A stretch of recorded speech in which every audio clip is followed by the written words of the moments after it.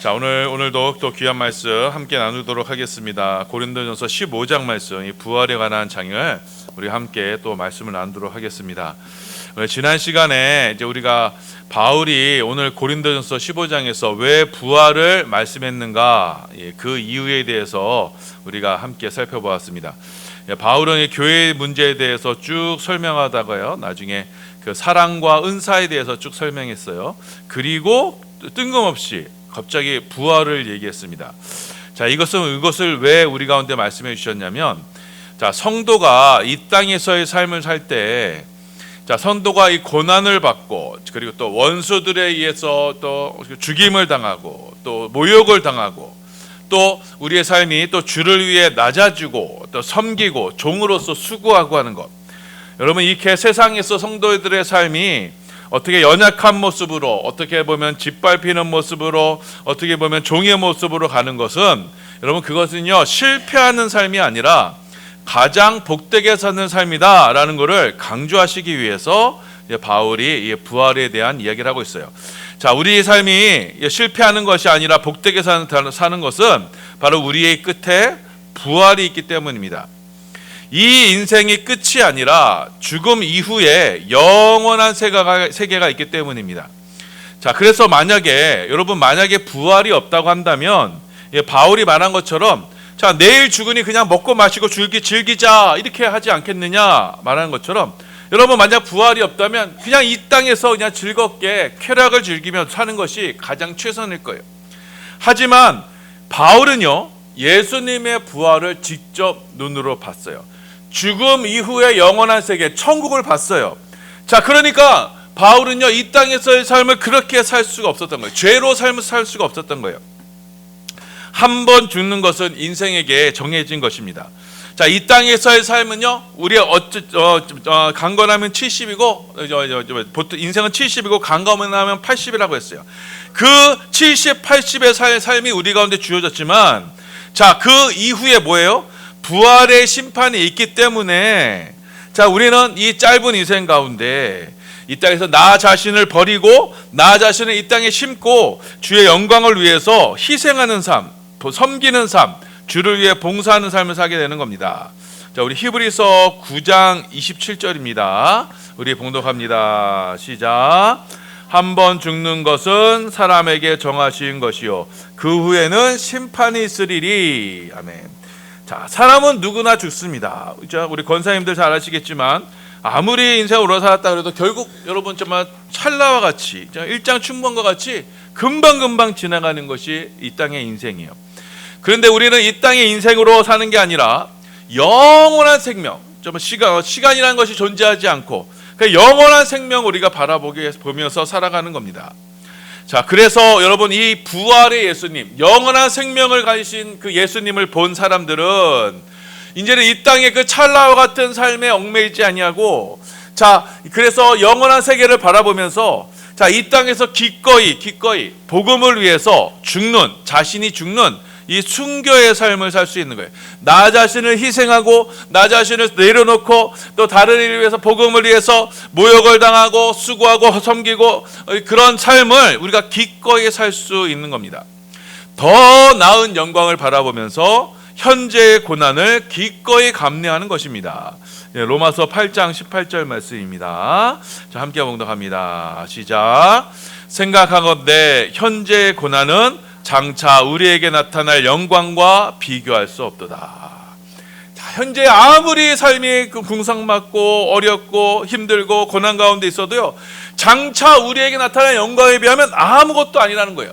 자, 그 영광을 바라보니 이 현재의 고난은 여러분 정말 아무것도 아니다라는 걸 지금 바울이 고백하고 있어요. 자, 그래서 이 믿음의 사람들은 장차 우리가 누리게 될 그 영광의 나라를 바라보며 소망 중에 바라보며 그 소망 가운데 사는 사람들인 거예요. 자, 이 믿음의 능력이, 이 소망의 능력이 우리 가운데 어떻게 역사하느냐? 그래서 우리가 이 땅에서 살면서 좀 억울한 일을 당해도, 좀 멸시를 받아도, 또 남들처럼 배우지 못해도, 질병에 걸려도, 가난해도 그것이 전혀 아쉽거나 이것이 원한이 되지가 않아요. 자, 여러분, 왜냐? 우리는 그 부활의 찬란한 실체의 영광을 바라보기 때문에, 그 나라에 들어갈 것이기 때문에 이 땅의 잠깐의 삶, 찰나 같은 삶, 그것 때문에 내가 속상해하지 않는다는 거예요. 원한이 있고 이런 분통함이 있고 용서하지 못하는 것, 그건 뭐냐면 다 육신의 일의 열매입니다. 그건요, 여러분, 부활의 찬란한 영광 앞에서 다 사그라질 거예요. 그 부활의 영광의 나라에 들어갈 때 여러분, 우리는 이 땅에서의 원한이나 그 감정 다 여러분 그 기억도 못할 겁니다. 그래서 여러분, 우리 육신의 이 열매, 그래서 용서하지 못하고 원한이 있고 분통하고 저 서러움이 있고 이런 건요, 저 부활의 영광 앞에서 절대 힘을 쓸 수 없는 겁니다. 자, 그런데 우리가 한 가지 좀 아쉬운 게 뭐냐, 많은 그리스도인들이 여전히 이 원통함, 용서하지 못한 가운데 사로잡혀 있어요. 그게 내 자신에게 쓴뿌리가 되고 상처가 되고 있어요.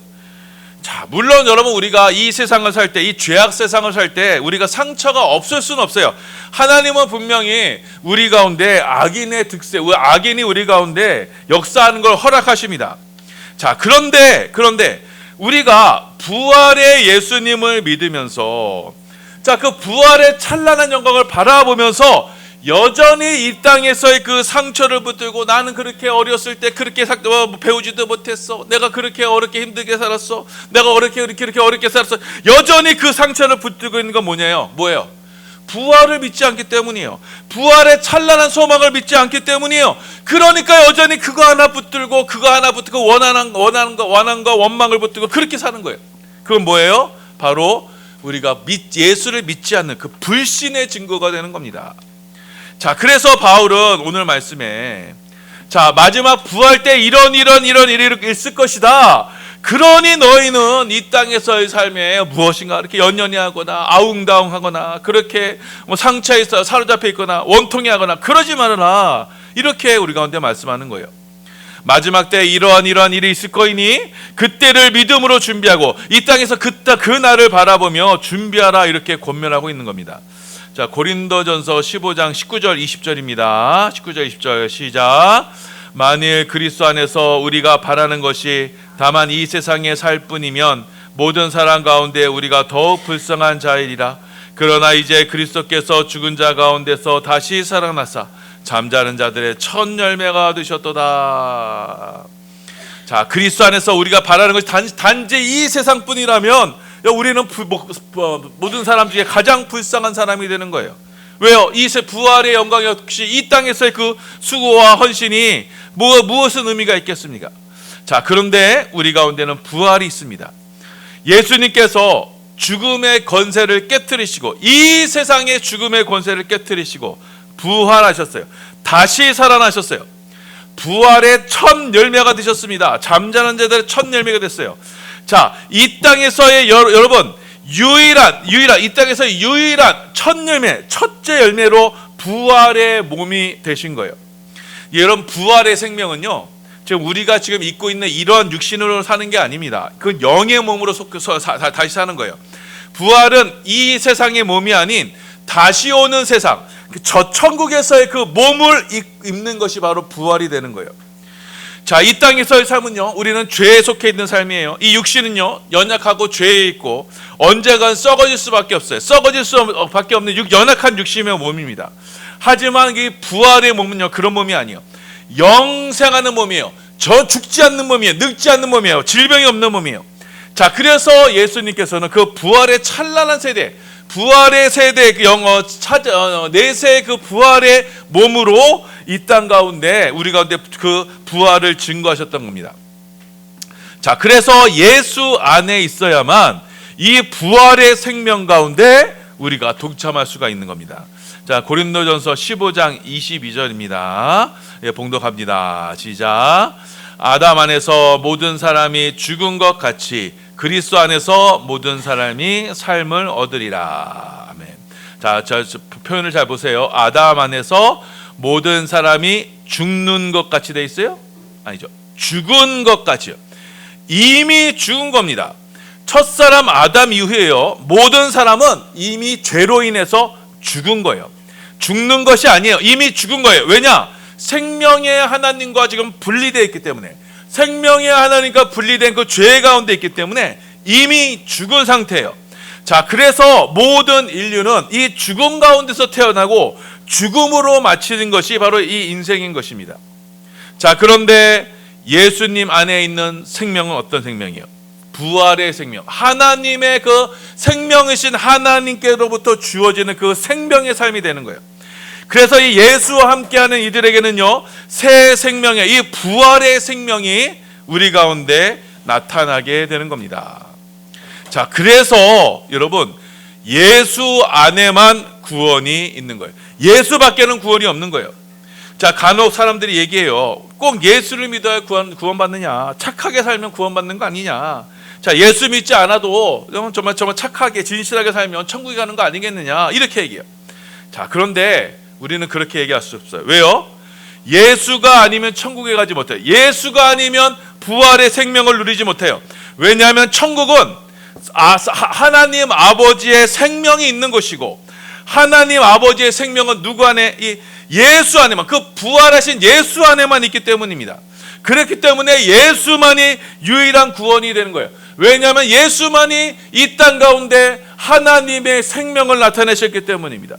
그래서 예수와 접붙임을 받는 사람들만이, 예수를 주로 영접한 사람만이 이 부활의 생명을 누릴 수가 있게 되는 거예요.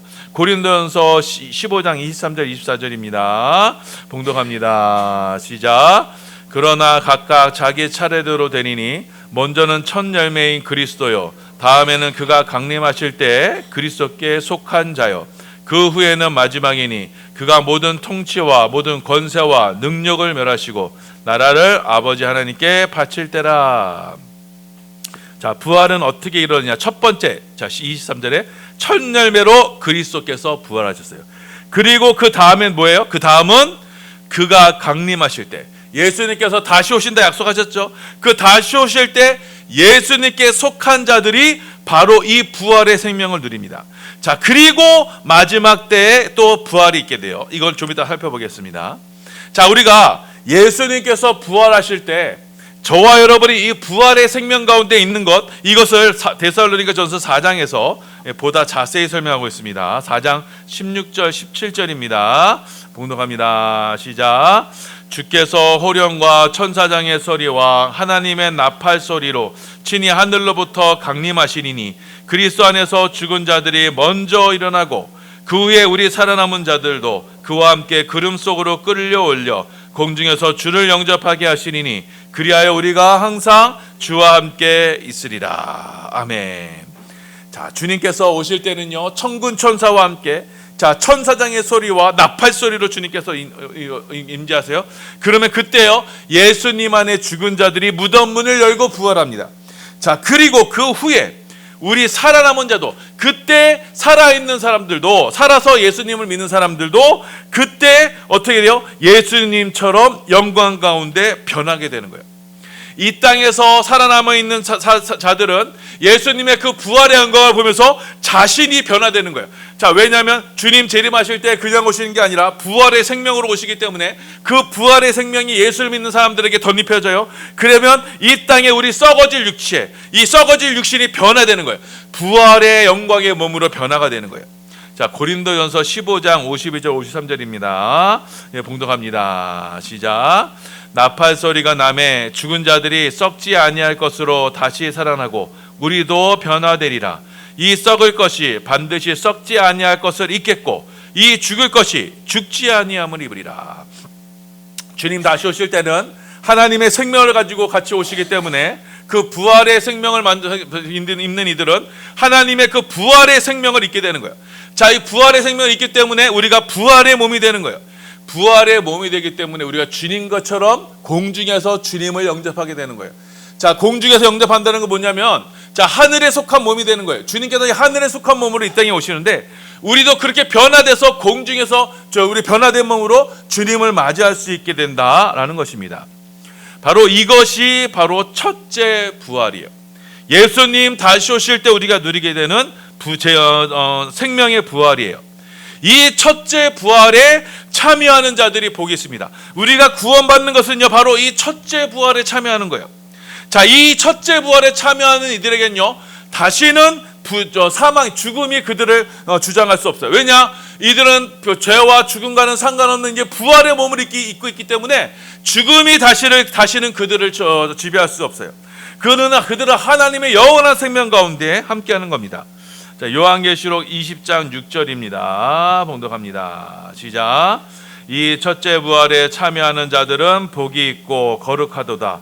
둘째 사망이 그들을 다스리는 권세가 없고 도리어 그들이 하나님과 그리스도의 제사장이 되어 1000년 동안 그리스도와 더불어 왕노릇하리라.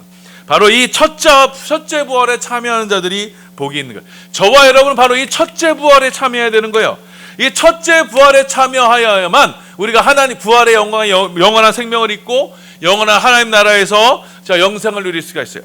자, 그런데 여러분, 이 영광의 첫째 부활의 몸이 아닌 둘째 부활도 있습니다. 둘째 부활은 무슨 부활이냐면 심판의 부활이요. 자, 둘째 부활은요, 하나님께서 이 죽은 자들을 다시 일으키셔서 그들을 심판하시기 위해서 그들을 일으키신 거예요. 자, 그래서 이 둘째 부활은요, 생명의 부활이 아니에요. 이거는요, 죄와 저주와 형벌의 부활이 되는 겁니다. 자, 고린도전서 15장 24절입니다. 시작.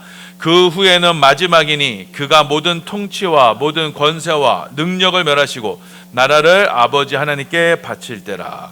자, 그 후에는 마지막이라는 거 바로 둘째 부활을 말하는 겁니다. 그 둘째 부활 때 하나님께서는요, 이 땅에서 사람들이 행한 그 모든 것을 일일이 다 심판하세요.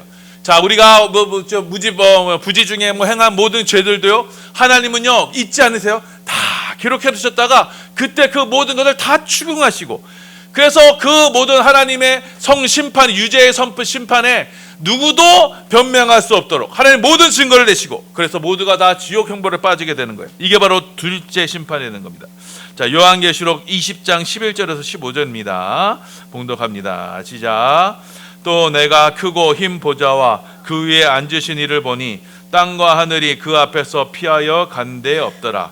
또 내가 보니 죽은 자들이 큰 자나 작은 자나 그 보좌 앞에 서 있는데 책들이 펴 있고 또 다른 책이 펴졌으니 곧 생명책이라. 죽은 자들이 자기 행위를 따라 책들에 기록된 대로 심판을 받으리니 바다가 그 가운데서 죽은 자들을 내주고 또 사망과 음부도 그 가운데서 죽은 자들을 내주매 각 사람이 자기 행위대로 심판을 받고 사망과 음부도 불못에 던져지니 이것이 둘째 사망 곧 불못이라. 누구든지 생명책에 기록되지 못한 자는 불못에 던져지지라.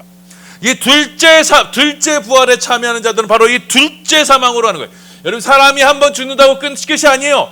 그 후에 영원한 심판, 두 번째 죽음이 있어요. 그 두 번째 죽음은요, 죽고 싶어도 죽지 못하는 영원한 형벌이 되는 거예요.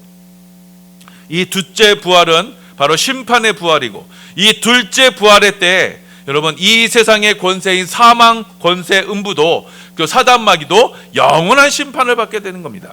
자, 그럼으로써 하나님은 하나님 보좌 우편에 계신 예수 그리스도를 하나님의 나라의 왕으로 세우시고, 자, 그 하나님 예수님의 모든 대적자들을 모두 지옥불에 던져 넣으시는 거예요. 자, 그럼으로써 이 완전한 예수님의 왕권이 이 땅 가운데 세워지게 되고, 또 예수님은 자신의 그 왕권을 하나님 아버지 앞에 온전히 드림으로써 이 땅 가운데 하나님 나라가 완성이 되는 겁니다. 자, 고린도전서 15장 25절에서 28절입니다. 시작. 그가 모든 원수를 그 발 아래에 둘 때까지 반드시 왕노릇 하시니니 맨 나중에 멸망받을 원수는 사망이니라. 만물을 그의 발 아래 두셨다 하셨으니 만물을 아래에 둔다 말씀하실 때 만물을 그의 아래에 두시니가 그 중에 들지 아니하는 것이 분명하도다. 만물을 그에게 복종하게 하실 때에는 아들 자신도 그때 만물을 자기에게 복종하게 계신 이에게 복종하게 되리니 이는 하나님이 만유의 주로서 만유 안에 계시려 하심이라. 아멘. 이것이 바로 마지막 날에 일어날 일입니다. 자, 하나님은 이 마지막 날에 일어날 일, 곧 이 세상의 끝에 일어날 일들을 하나님은 이 계시로 우리 가운데 나타나셨고, 이 일은 반드시 일어난다는 것을 성도들에게 약속하셨어요. 그리고 그 첫 증거로 뭐예요? 예수님의 부활로서 부활의 첫 열매 예수님의 부활로서 우리 가운데 증거하셨고, 이 일은 곧 일어날 것이라는 것을 우리 가운데 약속하셨어요. 이 하나님의 약속은 변치 않으시고 신실하신 하나님은 이 일을 곧 이루실 것입니다. 예수님의 부활로 천국을 증거하신 하나님께서는 우리를 이 부활의 생명으로 우리를 이끄실 거예요. 자, 그래서 이 약속을 믿음으로 받는 이들은 자, 이 약속을 따라 그 천국에서 영원한 생명, 곧 부활의 생명을 우리가 소망하며 살게 되는 거예요. 자, 그래서 우리 가운데 믿음, 소망, 사랑 가운데 그 소망, 그 부활의 소망이 우리 가운데 있게 되는 거예요. 우리는 이 구원의 이 살아있는 산 소망으로 우리가 구원을 받는 것입니다. 이 소망이 있기 때문에 우리는 이 땅에서의 삶을요, 믿음으로 살 수 있는 겁니다. 그래서 우리는 이 부활과 영생의 삶을 믿음으로 받아들이기 때문에 우리는 이 땅에서의 삶에 우리가 억울하고 이 땅에서 삶에 우리가 좀 손해를 보고 이 땅에서 우리의 삶이 좀 비참하다 할지라도 우리 가운데 약속한 그 부활의 생명을 보면서 이 믿음의 삶을 살아갈 수가 있는 거예요. 나에게 분명히 우리가 헌금을 하면요, 분명히 우리의 재산은 손해나는 게 맞아요. 하지만 우리의 재산이 손해나는 것, 그것을 내가 관여치 않은 것은 뭐예요? 바로 우리 가운데 이 부활의 생명이 있음을, 그 소망을 바라보기 때문에 이 땅에서 육신의 것을 주 앞에 심는 것을 우리가 기꺼이 주 앞에 심을 수가 있는 겁니다. 좀 억울하고 좀 힘들게 하여도 우리는요, 그 사람들을 용서하고 품어주고 사랑할 수 있는 힘이 무엇이냐? 우리 가운데는 이 땅의 삶이 아닌 부활의 생명이 있기 때문이다라는 것입니다. 인생이 내 뜻대로 안 되고, 그리고 또 사도 바울처럼 날마다 인생이 고난의 연속이라 할지라도 자, 우리에게 나타날 영광은요, 현재의 고난과 비교할 수 없는 거예요. 자, 그 나라에 대한 소망, 그 부활에 대한 소망을 가지고 우리는 지금 오늘 이 땅에서 천국 백성으로 살 수 있게 되는 겁니다. 자, 여러분 한 가지 제가 여러분께 여쭤보겠습니다. 자, 무엇이 여러분의 삶을 지금 붙들고 있습니까? 지금 무엇이 여러분의 지금 이 땅의 삶을 살게 만드는 거예요? 저 무엇을 보면서 여러분이 그것을 보면서 삶의 희망을 얻고 삶을 살아가게 했어요? 자, 지금 좀 5년 후 10년 후 내가 좀 더 부자가 되거나 또 그것 좀 더 삶에서 잘 되거나 또 자식들이 잘 되거나 그것이 여러분의 삶을 지탱하게 되는 원인입니까? 여러분, 그렇다면 우리는 아직 부활을 믿지 않는 거예요. 무엇이 우리의 소망이 되어야 되겠어요? 자, 이 땅에서의 이 땅의 것을 우리가 소망을 삼으면요, 우리는 반드시 실망하게 돼 있어요. 실패하게 돼 있어요. 왜냐하면 하나님께서 그렇게 정하셨어요. 성도들에게 하늘의 영광만을 바라보라고, 하늘만을 소망하라고 성도들의 삶을 그렇게 인도하세요. 자, 그래서 우리가 이 헛개비와도 같은 정말 아무것도 아닌 것 같은 이 짧은 인생에 여러분, 우리가 진짜를 붙들고 진짜를 가지고 진짜를 찾았다면 그것이야말로 진정한 가치 있는 인생이 되는 것처럼 우리 가운데 진정한 소망, 이 부활의 소망을 붙들고 있다면 그 삶 자체는 가장 고귀한 인생이 되는 것입니다. 그래서 우리는 이 악이 창궐하고, 여러분 저 나라를 생각하면요, 마음이 시끄럽고 괴로울 수밖에 없습니다. 마음이 참 심란합니다. 어떻게 나라가 이 모양 이 꼴이 됐나. 자, 그런데 이럴 때일수록 여러분 부활의 주님만을 더 의지하시길 바랍니다. 부활의 예수님을 믿는 믿음으로 나아가시길 바라요. 하나님은 이 세상을 심판하세요. 자, 악이 창궐하고 악인이 득세하는 거 보면서 하나님께서 이 세상을 심판하시는 것이 그것이 정당하구나. 이 세상을 하나님의 불과 이왕으로 이렇게 완전히 멸망해야 될 것이 그것이 확실하구나라는 걸 우리가 다시 한번 고백하게 되는 거예요.